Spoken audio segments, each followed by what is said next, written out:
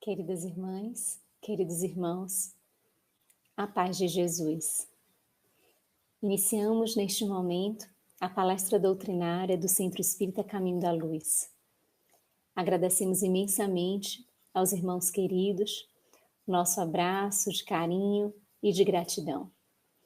Vamos iniciar com a nossa prece. Querido Jesus, toda a nossa emoção deste momento pertence à constatação da beleza do Teu Evangelho em nossas vidas.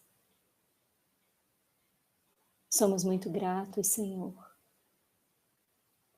por recebermos diariamente os bálsamos do Teu ensinamento renovado em nosso coração, como proposta de superação, de crescimento, de vencermos a nós mesmos e as amarguras que às vezes nutrimos em nós.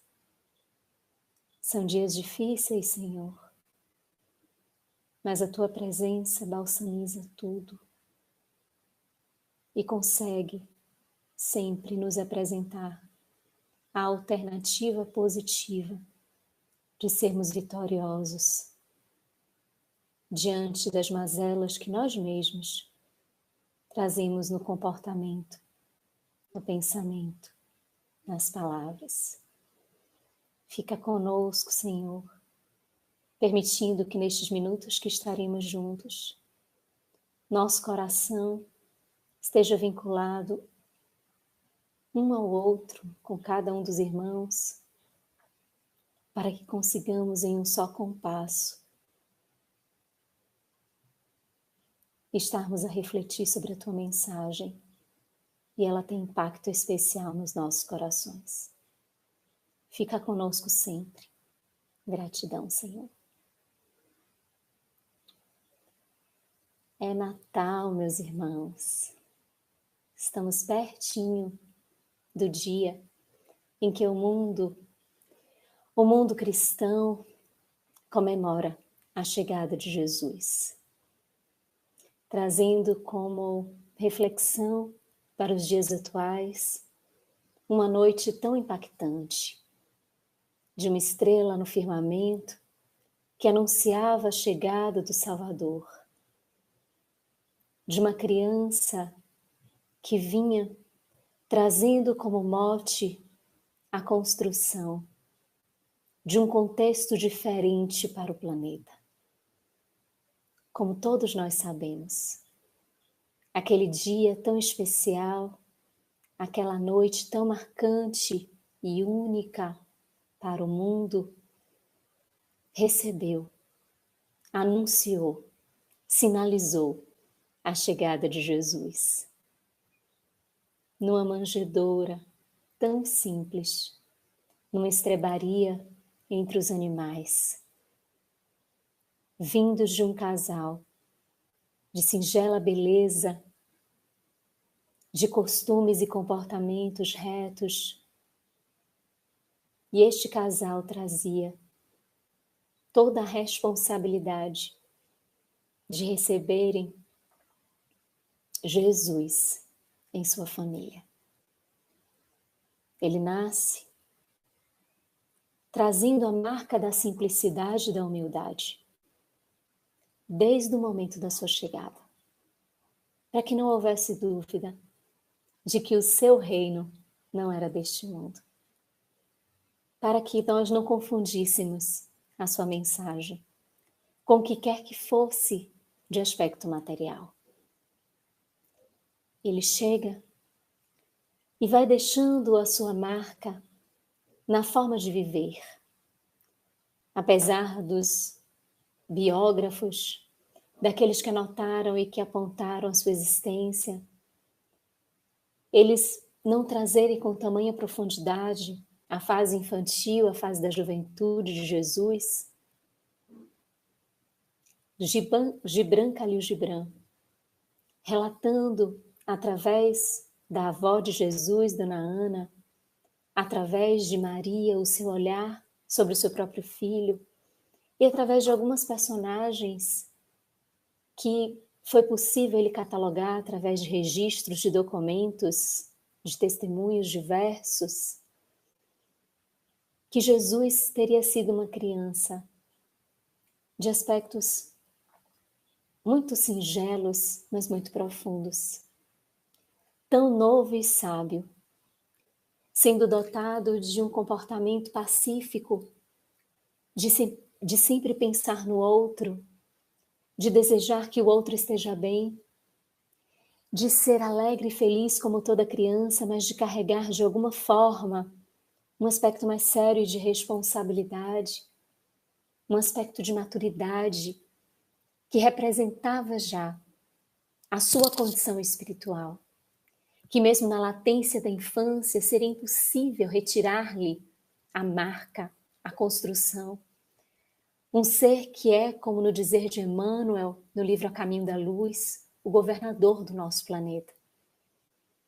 Onde a pleiade de espíritos superiores, que teve ensejo de se reunir, fez esta reunião por 2 vezes, como o benfeitor descreve no livro citado. Os espíritos crísticos, os espíritos puros, os espíritos superiores. Eles teriam se reunido para a formação do planeta Terra e para a vinda de Jesus ao planeta. Organizando, concatenando, pensando, refletindo sobre direcionamentos e ações para que ele pudesse alcançar o seu objetivo. Então, tudo isto, toda a altivez desse espírito era impossível ser totalmente limitada pela condição material, pela profundidade do que ele representa, por simplesmente ele ser. Então a sua infância é marcada pela alegria, pela diversão de uma criança, mas também de uma maturidade em comum, de uma forma de se posicionar diante dos adultos, nas atitudes com os seus familiares, de maneira diversa, por ser muito responsável. Aos 12 anos, como a história anota, ele já estava diante de doutores da lei a falar sobre coisas extraordinárias que tornaram aqueles homens alertas, mas também curiosos na tentativa de identificar quem era aquela criança, jovem, que falava daquela forma, que trazia tanta sabedoria, que trazia tanto conteúdo.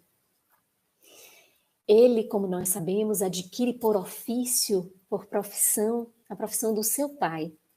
Ele também torna-se carpinteiro. E é também Gibran, Khalil Gibran, que diz que aqueles que tiveram acesso às construções da carpintaria, do ofício de Jesus, eles ficavam admirados com os trabalhos bem feitos, com a dedicação, com a eleição da madeira, com a forma de manipulá-la, de instrumentalizar as ferramentas e da firmeza que esses objetos apresentavam, oriundos de tanta dedicação. Como nós sabemos, é a partir dos 30 anos, mais ou menos, que a sua história se torna notável àquele antigo mundo. É numas bodas, numa comemoração, de festa de casamento, em que a sua mãe lhe pede, porque o vinho havia terminado. E era má sorte ao casal que a festa fosse celebrada sem o vinho. E ela então lhe pede, já evocando esta informação da má sorte, que ela não gostaria que eles assim estivessem no início da relação. Então ela lhe pede para que haja, para que faça alguma coisa. E voltam-se as pessoas e dizem, olha, faz o que ele lhe pedir. Faz o que ele pedir. E Jesus pede para que traga vasilhames de água. E então, com a sua força fluídica, ele faz a manipulação das moléculas, ou as moléculas se transmudam ao sabor, como diz o nosso codificador em A Gênese, que faz com que as pessoas venham a absorver o líquido e percebam o sabor diferente, mais especial, a ponto de chegarem a dizer, em todas as demais festas, o melhor vinho é sempre colocado no início, quando as pessoas estão sóbrias e capazes de discernir a qualidade da bebida. Mas aqui não. O melhor vinho veio depois, mesmo com as pessoas já envolvidas do anterior vinho. A partir daí, todo o seu ministério começa a ser apresentado. E são 3 anos, apenas 3 anos, mas que a humanidade fica marcada para sempre com esse homem que dividiu a história. Porque os seus feitos, as suas realizações, não eram superficiais, eram atitudes profundas que movimentavam algo interior do ser. E todos aqueles que ali passavam por aqueles momentos, que tinham a oportunidade de acompanhá-lo e de tentar testá-lo, ou de observar as suas ações, ficavam impressionados, porque realmente a individualidade do Cristo é impressionante. É marcante de tal forma porque vinha a ser um revolucionário do bem, que veio trazer aos nossos corações a esperança. Lembremos que naquela época ali havia um povo oprimido, um povo que era escravo. O Império Romano alastrava o seu poder e submetia os povos ao seu jugo. E com muita impiedade, com muita opressão, retirando vantagens, haveres, explorando o povo. Então era um povo sofrido, explorado, escravo. E que ouve simplesmente alguém dizer: há muitas moradas na casa do meu pai. Meu reino não é deste mundo. Cria-se no entorno uma esperança, porque aquelas terras e aquele povo já conheciam muitos profetas. Era muito comum que de vez em quando aparecesse um profeta que falasse alguma coisa, que bem trouxesse outros aspectos, mas não daquela forma, não imprimir aquelas ações que Jesus trazia, porque a sua integralidade moral marcava a diferença em relação a todos os outros profetas que a chamada Terra Prometida conheceu. Porque de uma forma ou de outra apresentava as suas questões humanas, as suas questões frágeis. E Jesus, em que pese ter sido homem, porque encarnado foi, quanto espírito investiu-se de um corpo físico e mergulhou na carne e vivenciou uma experiência encarnatória, a única que ele desempenhou aqui no planeta Terra.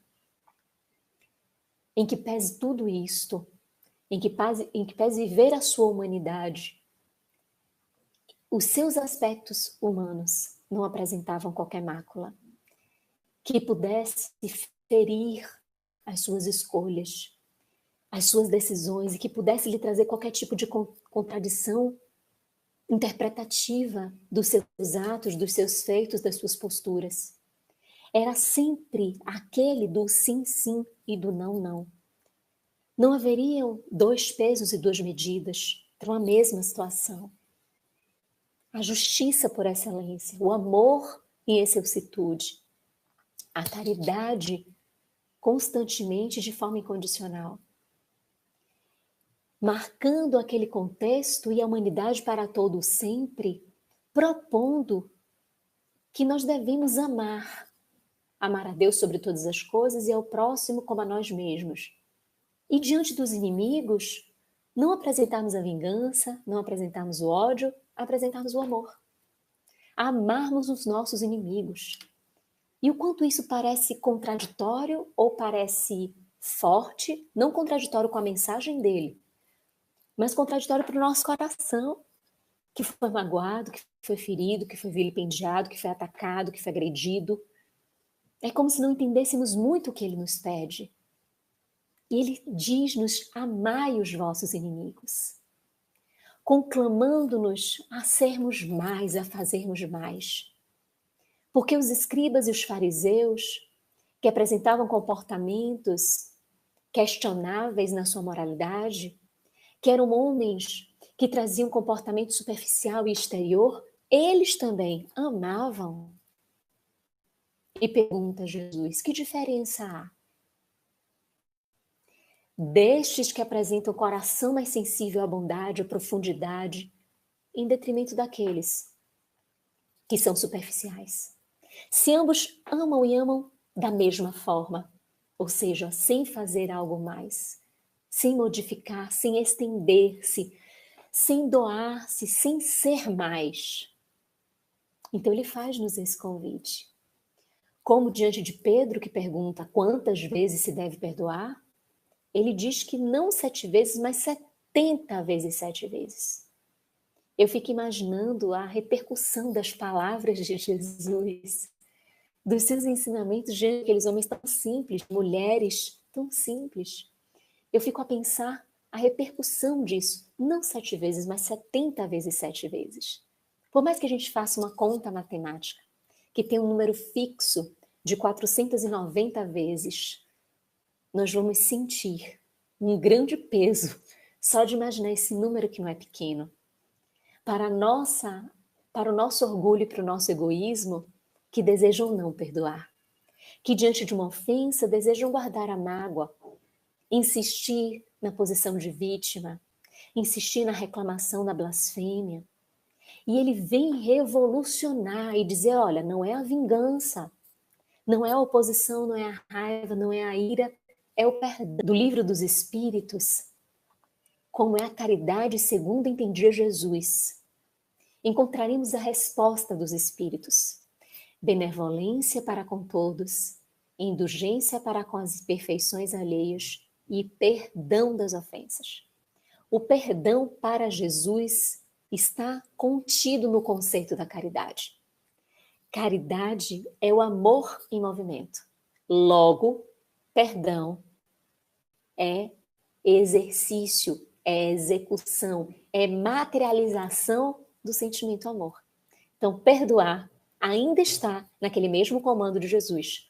Amar a Deus sobre todas as coisas e ao próximo como a si mesmo, amar os inimigos. O perdão está inserido nesse contexto. Olha o quanto isso é revolucionário. No mundo de então, que era do olho por olho, dente por dente. Se nós transpusermos tudo isso para o mundo de agora, o quanto ainda hoje é desafiador.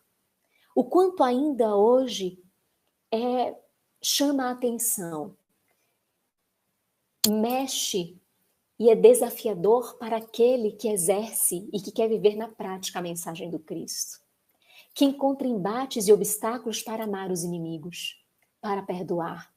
Porque quando tem uma atitude diferente do todo, da normose, do comum, ou de um aspecto obsessivo coletivo, de reproduzir sempre os mesmos comportamentos, e qualquer pessoa que fuja desse comportamento, cercado, traz em si algum olhar de julgamento, traz contra si um aspecto de julgamento. Se até nos dias de hoje tudo isso é desafiador, imaginemos naquela época, imaginemos o quanto o embate não era maior. Diante de uma lei de talião, de olho por olho, dente por dente, de uma lei onde aquele que furtava, perdia a mão. Se furtasse de novo, perdia a outra mão. Perdia a outra orelha.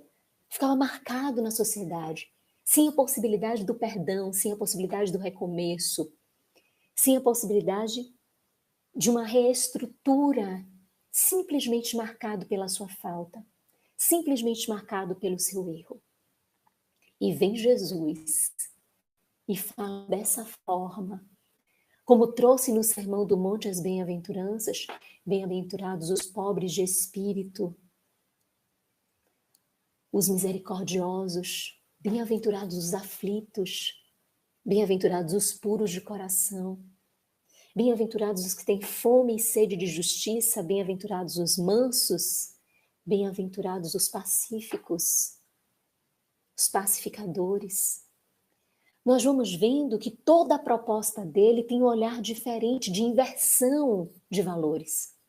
Um dos valores que se tinham primazia, que se colocavam em destaque, era do poder, da ganância, da lei do mais forte, das vantagens, do jeitinho, das conquistas sobre o outro, na supremacia, na violência, enquanto que ele traz a paz, ele traz a necessidade de olhar o significado da dor, dialogar com a dor, ele traz o significado de ser humilde, ele traz a proposta de ter a pureza de coração, que é a pureza dos pensamentos, a pureza das intenções.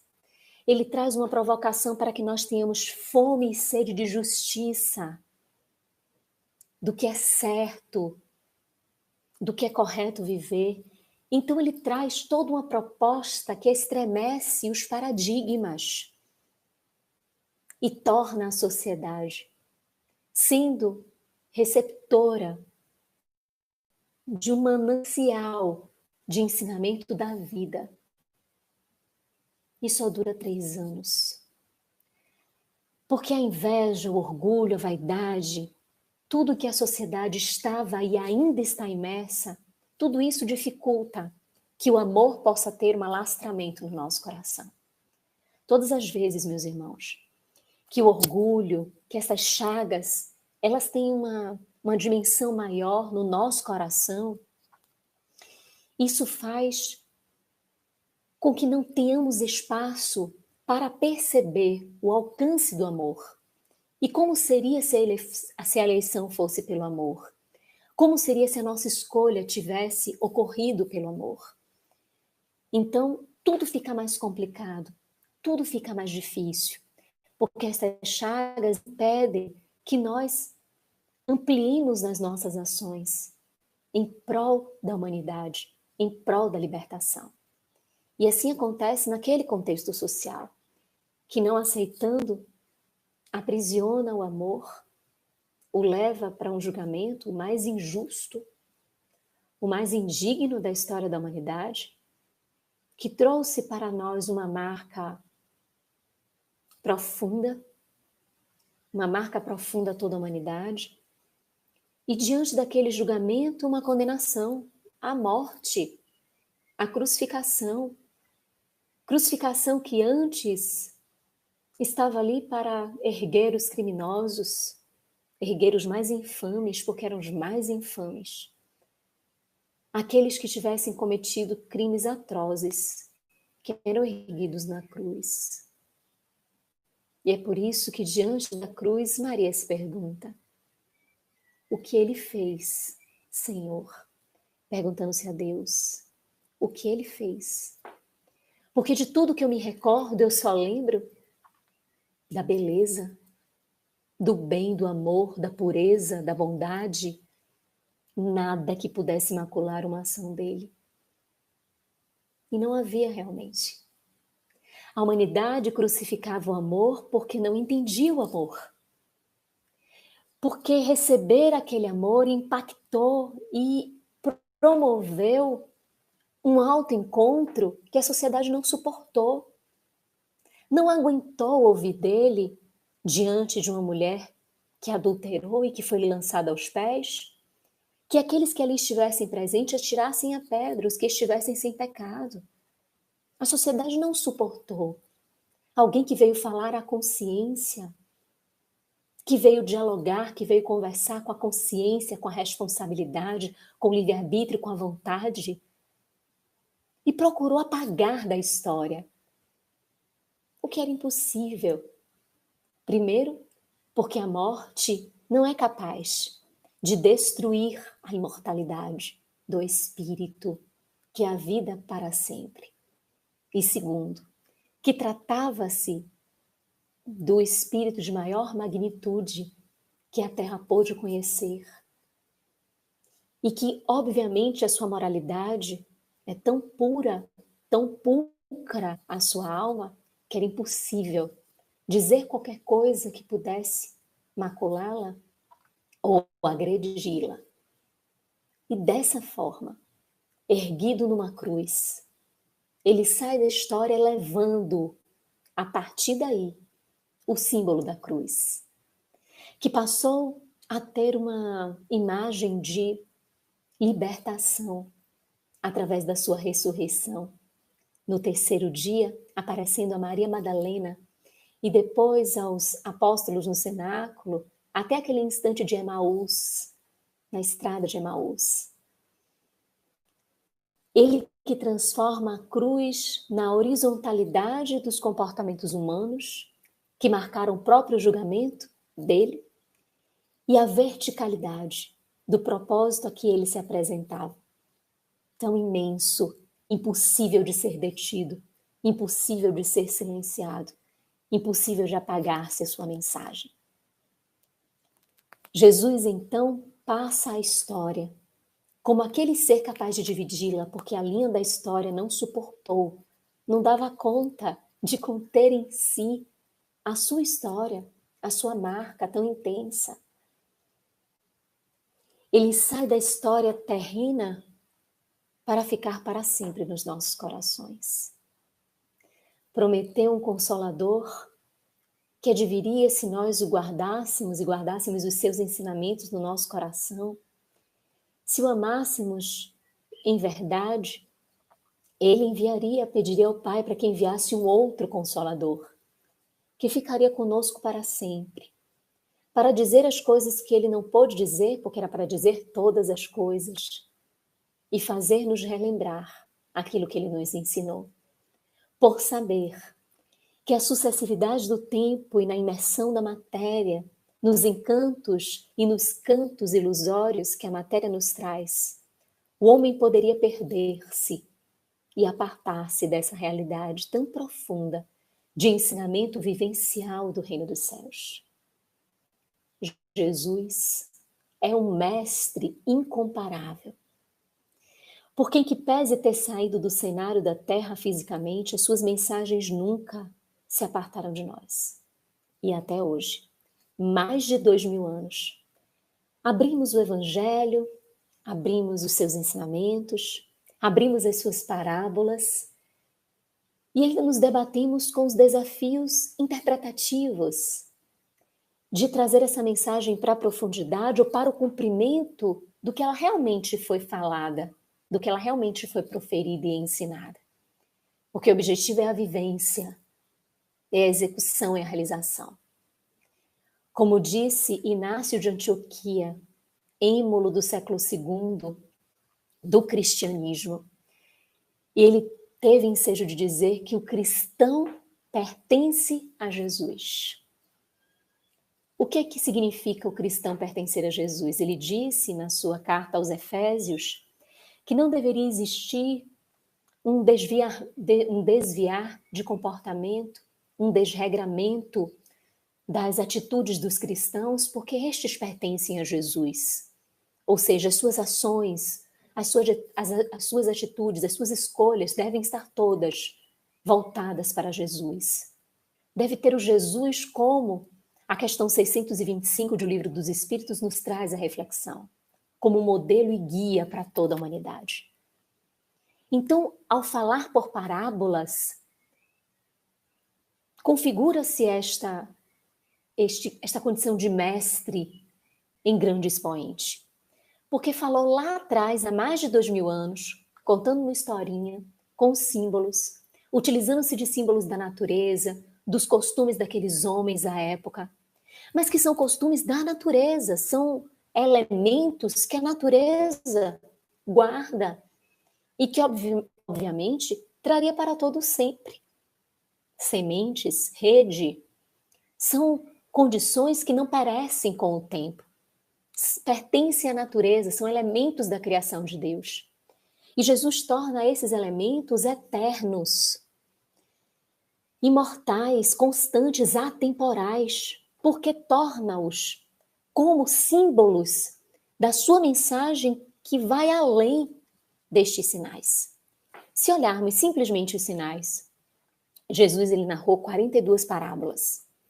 Se olharmos simplesmente os sinais das 42 parábolas, lendo somente a historinha, e o semeador saiu a semear, e semeando lançou a semente sobre a estrada, que porque não tinha profundidade, os pássaros vieram e carregaram. Lançou sobre o terreno das pedras, que por não ter finca as raízes, mas não tem profundidade aquele solo, logo vem o sol e queima aquela planta. lançou as sementes e as sementes caíram entre os espinhos. E a planta consegue crescer, mas os espinhos abafam aquela planta e impedem o seu crescimento.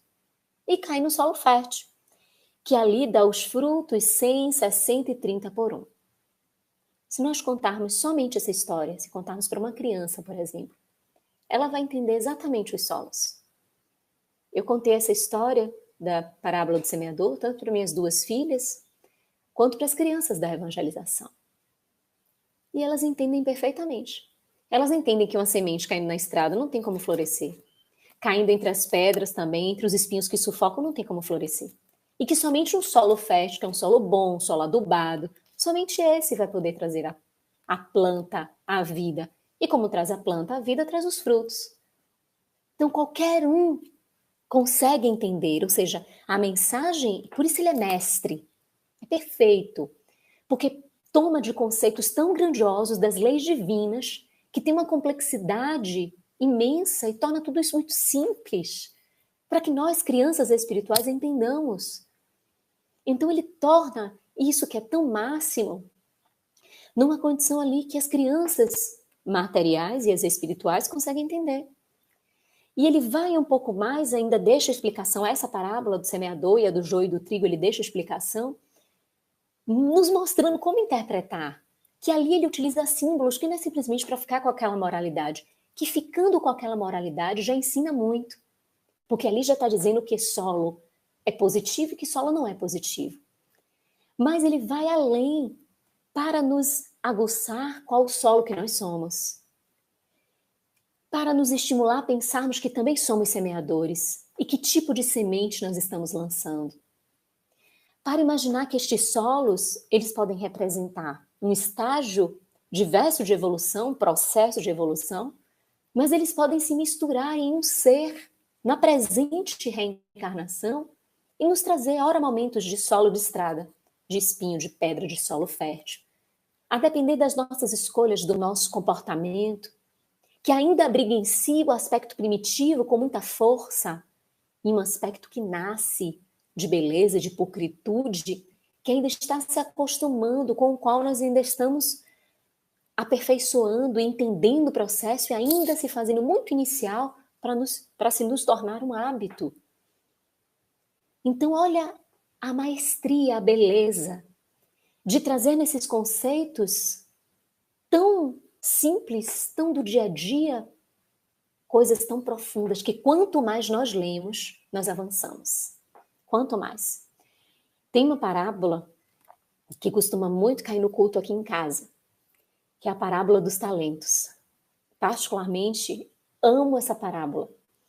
E o fato dela cair sempre a gente abrir, de repente está ela ali para nossa reflexão, isso faz com que a gente queira ir mais fundo ainda. Só que ir mais fundo na parábola é ir mais profundo em si mesmo. Então, a cada vez que a gente abre essa mensagem aqui, eu e meu esposo, a gente se entreolha e diz assim, vamos ver o que essa mensagem quer nos dizer ainda mais. O que ela está nos permitindo mergulhar ainda mais. O que a gente precisa conhecer que a gente não identificou. Mas não simplesmente na mensagem, no aspecto teórico, de entender quem é o Senhor, de entender quem são os servos, de entender que porque recebe 5, 3 e 1. Não. Mas entender qual é o sentido dela para nós. Qual é a força dela para nós? Qual é o impacto dela? E o que ela quer nos dizer como proposta? O que ela quer reiterar em nós? O que ela quer nos promover, nos animar, nos encorajar? De que forma sustentar os nossos talentos? Identificar em pessoalidade o que Jesus disse numa amplitude, mas o que quer dizer aos nossos corações. E isso também traz a mágica do Evangelho. Porque as parábolas, os ensinamentos de Jesus são universais. Mas é incrível quando nós acessamos a mensagem, o quanto ela vai particularmente para nós. Nos tempos sem pandemia, em que estávamos no Centro Espírita Caminho da Redenção, que é a Mansão do Caminho, nossa casa, e onde nós realizamos os trabalhos, as atividades, cansávamos de estar ali assistindo uma palestra doutrinária, quem quer que fosse palestrante, e em momentos em que era Divaldo palestrante, e estávamos assistindo a palestra. E aí ouvíamos que ele citava alguma passagem de Jesus, algum ensinamento, e aí no final, quando a gente encontra os amigos ali, aquele momento tão bom, tão agradável de conversar sobre a palestra, e aí um vinha e dizia assim, meu Deus do céu, que palestra perfeita é essa? E a gente também, meu Deus, que perfeito. Aí alguém dizia, mas tão boa, porque ela foi para mim. É outra, para mim caiu como uma luva, outra, para mim também, ou seja, como assim? Foi uma palestra. O salão com 800 pessoas, e todas disseram que a palestra foi para cada uma delas. Porque a mensagem de Jesus é assim. É universal para abarcar a todos, mas se individualiza. Basta que a gente tenha olhos de ver e ouvidos para ouvir. Que é esse o grande desafio de nos confrontarmos, de apresentarmos diante da mensagem de Jesus. Mas dizíamos, meus irmãos, que o Natal está chegando.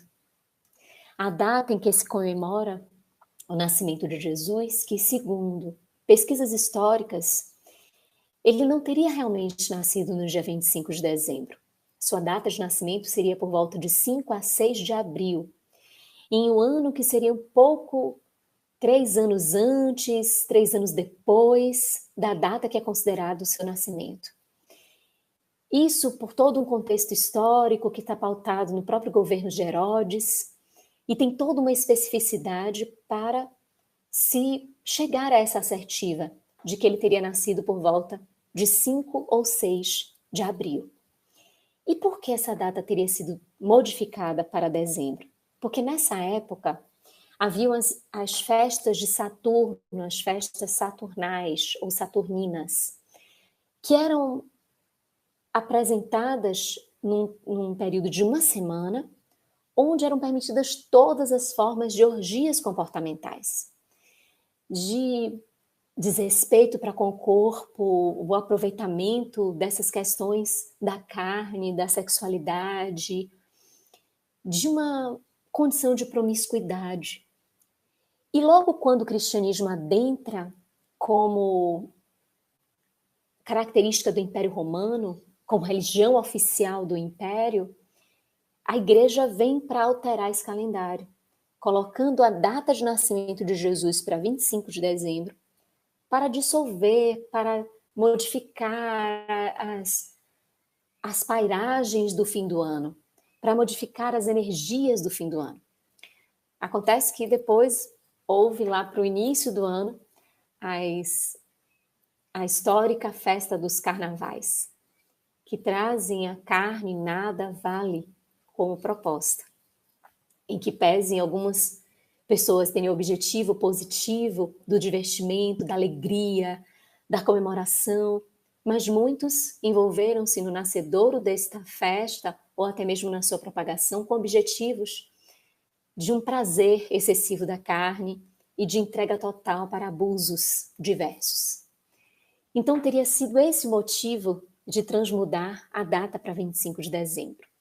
E nós estamos muito próximos desse dia, bem pertinho desse dia. E nós vimos toda uma movimentação, mesmo no contexto de pandemia, com as decorações na cidade, nos espaços diversos, nos shoppings, nas suas portas, né? Com propostas de consumo, com a imagem do Papai Noel, com essa proposta de aquisição de compras de presentes.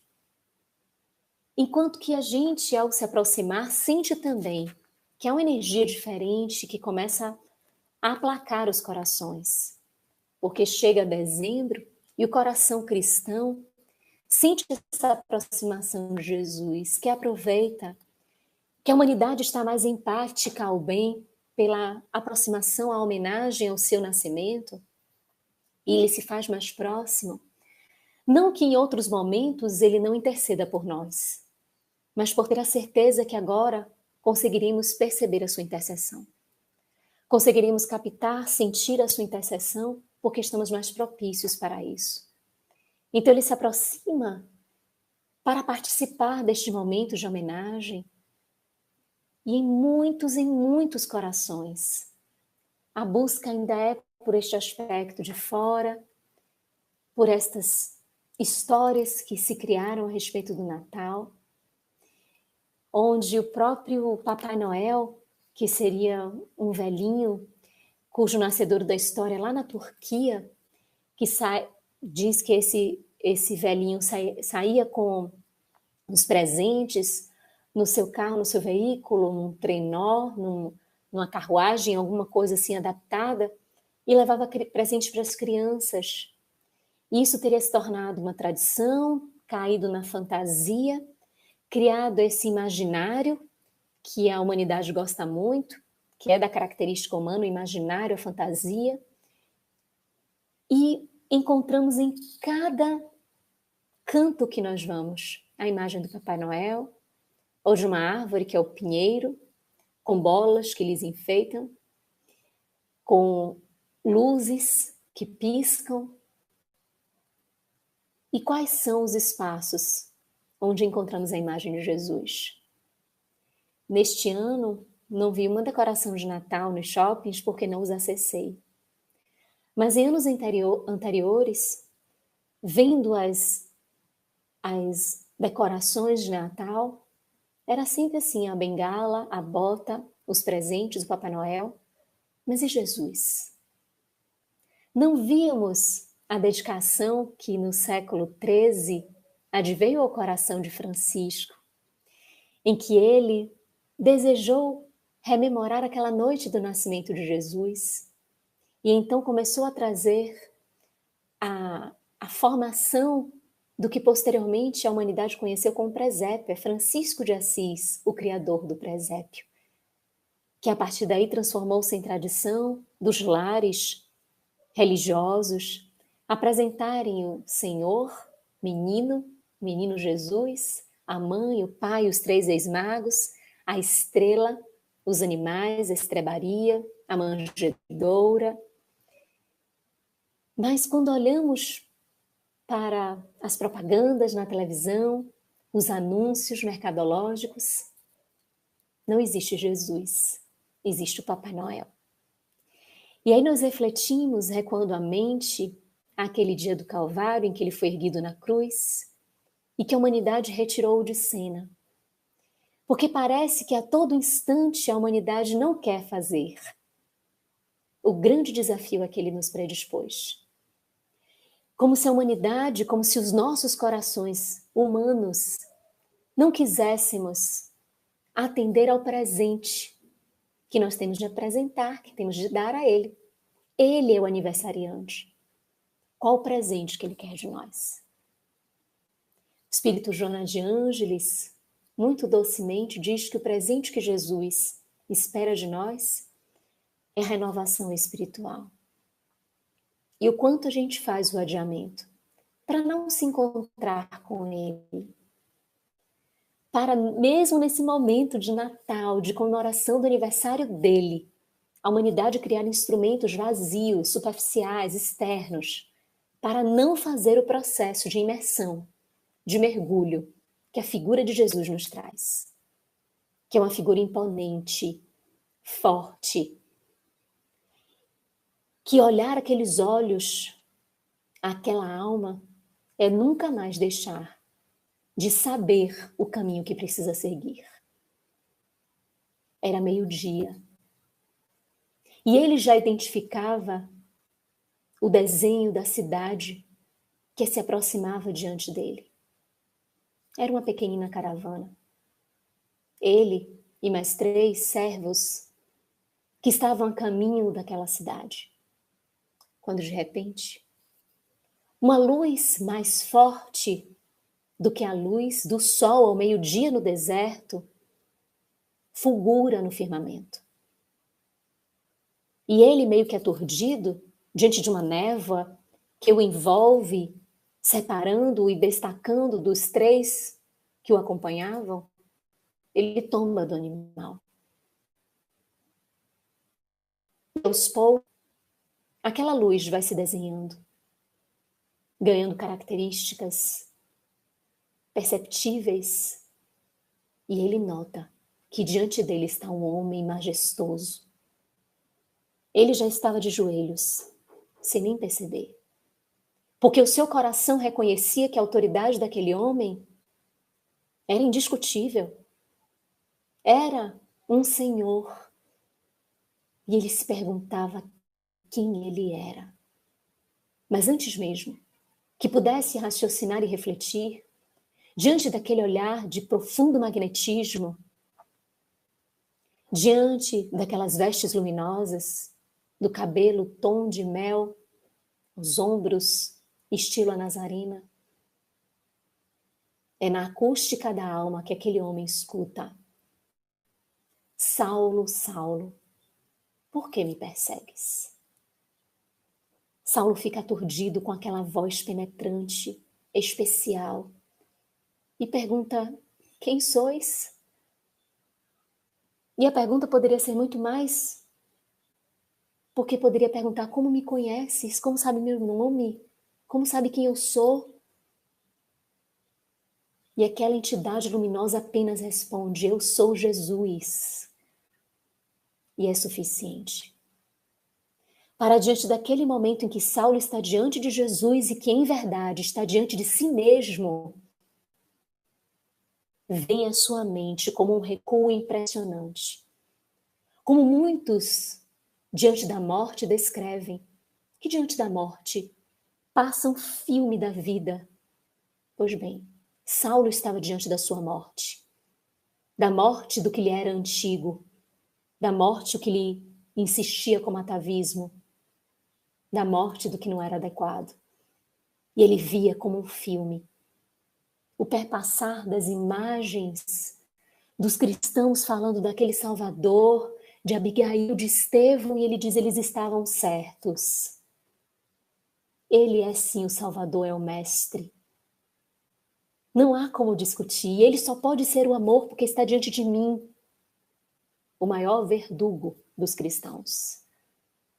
Não há como duvidar. Eu o vejo, mas eu o sinto. Ele começa a se envolver numa energia de culpa e Jesus impede que isso aconteça. Não recalcitres contra o aguilhão. Não resista ao que lhe vem como um envolvimento para a transformação. E Saulo, então, é envolvido de uma alegria, porque Jesus em nossas vidas tem esse impacto. Ele faz com que nós revisitemos as nossas ações, para que nós nos arrependamos. Mas ele não nos deixa cair em culpa, porque ele investe-nos de esperança. Ele traz aos nossos corações a esperança da vida nova, do renascimento, da ressurreição. E assim ele trouxe a Saulo, que finaliza este diálogo perguntando ao Senhor: o que queres que eu faça? Em um tom de gratidão, de respeito, de entendimento, pois para Saulo ali iniciava o reino dos céus. Porque para ele ali iniciava a sua trajetória de conversão. Porque o seu arrependimento sincero e ele permitir a expiação e a reparação do bem, para que a sua recuperação pudesse ser efetiva. Da mesma forma que aconteceu a Saulo. Jesus promove constantemente encontros e reencontros com o nosso coração. Cada Natal, cada 25 de dezembro, é uma proposta, 24, 25 de dezembro. É um convite que ele nos faz para que permitamos que ele nasça novamente nos nossos corações, renovado, ressignificado, mais intenso, mais forte, para que nós façamos um balanço de tudo o que vivenciamos no ano. E olha que esse ano não foi fácil, nem um pouco. E está finalizando também de uma maneira muito dolorosa e difícil para todos nós. Mas ele é sempre o mesmo, sempre. É sempre ele, antes, hoje, para todo o sempre. Com a sua mensagem de libertação, porque ele é o caminho da verdade e da vida.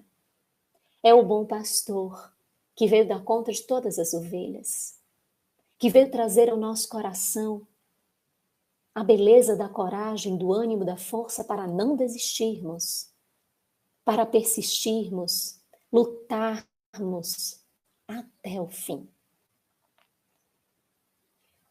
Os cristãos pertencem a Jesus, como disse Inácio de Antioquia. Pertencendo a Jesus, precisamos renovar isto em nós. Aproveitemos a data que se aproxima, que estamos há tão poucos dias. Aproveitemos para que na noite do Natal façamos o silêncio interior, para que de dentro de nós possamos escutar nominalmente por que ainda insistimos em determinados comportamentos e ele sempre é assertivo e exato. Para que escutemos dentro de nós quais são as perseguições que empreendemos em relação à sua mensagem, que não são como outrora, como Saulo realizava, mas são os nossos momentos de eleição do egoísmo, do ciúme, da vaidade, da inveja, da separação, da discórdia, da violência, do discurso de ódio, das separações. Que momentos são que nós perseguimos a sua mensagem por não permitirmos que ela tenha força imensa em nós? Ouçamos, façamos o nosso balanço, não caiamos em culpa e passemos para a etapa a que Saulo constatou e também perguntemos: Senhor, o que queres que eu faça? Diga-me, qual a transformação que preciso realizar? Mas peçamos as oportunidades para instrumentalizarmos esta transformação. Que o próximo mais distante seja o grande celeiro destas oportunidades. Mesmo no distanciamento social, mesmo com todos os cuidados que uma pandemia nos apresenta, mas nós já vimos, e 2020 marca a história por nos comprovar que nós não conseguimos ficar distantes uns dos outros. Que nós iremos empreender através da inteligência, da sensibilidade, todos os meios que pudermos, para estarmos próximos do outro, para alcançarmos o coração do outro. O cristão pertence a Jesus. Que na noite de Natal tenhamos a percepção deste pertencimento, que depositemos em seus braços, em seu coração, as nossas angústias e dores, não como uma liberação, mas como uma busca de aconselhamento de um irmão tão querido, mais experiente, puro, que pode sempre nos orientar, permitindo que ele nasça e renasça nos nossos corações. Que o Natal possa ser efetivo para todos nós. Que todos aqueles que ouçam a nossa mensagem, desejando um Feliz Natal, mesmo que seja simplesmente Feliz Natal, que essa nossa expressão esteja carregada do maior amor que pudermos apresentar. Em cada bilhetinho que enviarmos pelos meios sociais, pelas redes sociais, cada mensagem, tenha um pouquinho de nós, com essa nossa doação para o outro em prece, em bem-estar, para que nós sejamos aqueles que vivem a fraternidade, sem nos esquecermos dos nossos frio e que temos a oportunidade, ainda mais nesse período do Natal, para abarcar estes corações e levar um pouco da nossa contribuição, um pouco de nós para eles. Um Feliz Natal para todos, um ano novo de bênçãos. O desafio permanece e a força, a coragem, a persistência, a perseverança e o amor também devem permanecer, porque o cristão pertence a Jesus. Gratidão imensa a todos que estiveram aqui conosco, aos irmãos queridos do Centro Espírita Caminho da Luz, a todos por este momento tão especial de envolvimento dos nossos corações num só sentido. Vamos agradecer a Jesus por tudo. Amigo querido de todas as horas, não temos palavras que possam traduzir os nossos sentimentos. Bálsamo é ficarmos embevecidos, é ficarmos envoltos à tranquilidade, que nos permite identificar sempre um ânimo que robustece o nosso interior de tanta força. Se a data, Senhor, de comemoração do seu natalício envolve a todos neste planeta, para que a sua noite abençoada seja motivação aos corações para sermos mais generosos, humanos, caridosos, fraternais. Que neste ano de ressignificarmos os valores, de termos mais resiliência, compreensão, que em nome verdadeiro, porque quando a dor advém, nós sentimos a necessidade que este Natal seja ainda mais especial. Nosso olhar para o nosso irmão, para as necessidades alheias, para as dores que estão imersas na sociedade. Nasça em nossos corações, Senhor, no nosso coração que pertence a Ti, possa se renovar nestes dias tão especiais da humanidade. Fica conosco. Abraços a todos, um beijo enorme e até uma próxima oportunidade.